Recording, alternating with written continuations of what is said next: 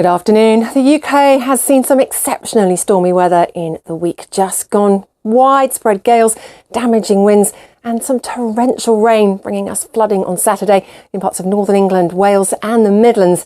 Here's the scene in Shrewsbury just recently. Some areas got half a month's worth of rain in the space of about 18 hours.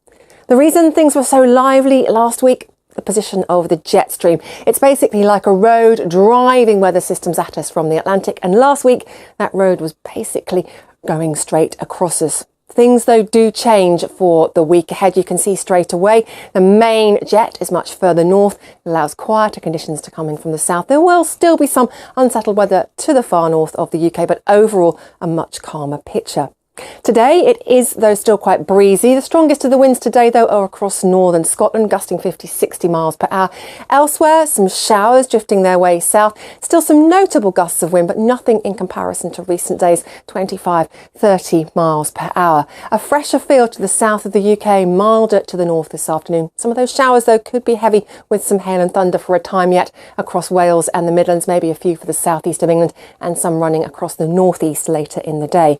But notice then, into the small hours, the skies clear, our winds become much lighter, and we're setting ourselves up for a pretty widespread frost for first thing on Monday, especially in eastern areas and across Scotland. Rural lows perhaps down to -4 or -5. Already though, coming into the west, some slightly thicker cloud and some rain, which will be quite drizzly and persistent around many of our western coasts and across the hills. Best of Monday's brightness in the east, best of the warmth as well, up to 12 degrees there in London. But much lighter winds. Notice the isobars much further apart. High pressure is trying to extend from the south. Little bits and pieces of weather front basically tipping into the north of the high will define our weather through the early part of this week. So some thicker cloud on Tuesday, especially across Northern Ireland and Scotland, bringing some rain here. Further south, quite a lot of cloud, maybe some early morning mist and fog, but pretty mild actually, up to 14 degrees there in the southeast of England. And that's because we've pulled up some warmer air to the south of that jet stream as it sits further north across the UK. And you can see it extends across much of the UK for Wednesday and indeed for Thursday. And by midweek, I think we'll start to see a little bit less in the way of cloud, hopefully a little more in the way of brightness. And the sunshine at this time of year now has a bit more strength to it, and that really is going to get to work on the temperatures. So we're looking at 15s and 16s returning to our chart by Wednesday. Always a bit more cloud towards the north, perhaps a little rain here at times too.